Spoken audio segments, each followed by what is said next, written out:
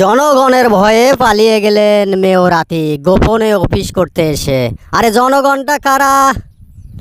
আরে এতদিন তো তোমরা বলতা জনগণ তো আমাদের সঙ্গেই আছে, আমাদের সঙ্গেই শুধু জনগণ, আর কারো সঙ্গেই জনগণ নাই। এই যাদের দেখো আমাদের বিরুদ্ধে কথা বলে তারা কখনো জনগণ হতে পারে না। এতদিন তো সেই চিল্লাইলা, তাহলে আজকে কোন জনতার ভয়ে তুমি মেয়র আতিক পালিয়ে যাও?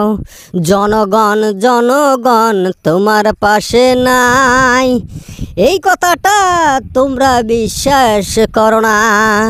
তোমার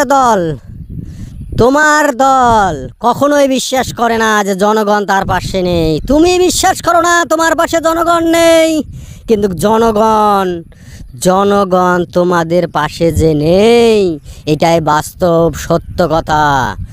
জনগণ আর তোমাদেরকে চায় না, জনগণ তোমাদেরকে ভালোবাসে না, জনগণ তোমাদেরকে ঘৃণা করে। তোমরা 16টা বছর যেভাবে এই দেশটাকে শুষে খেয়েছো, যেভাবে দুর্নীতি করেছো, যেভাবে ভোট ডাকাতি করেছো, তোমাদের পাশে কিভাবে জনগণ থাকবে? কোথায় জনগণ তোমরা পাবা?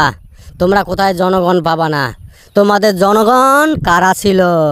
তোমাদের জনগণ ছিল সেনাবাহিনী, তোমাদের জনগণ ছিল পুলিশ বাহিনী, তোমার জনগণ ছিল বিডিআর বাহিনী, আইন শৃঙ্খলা বাহিনী ছিল তোমার জনগণ।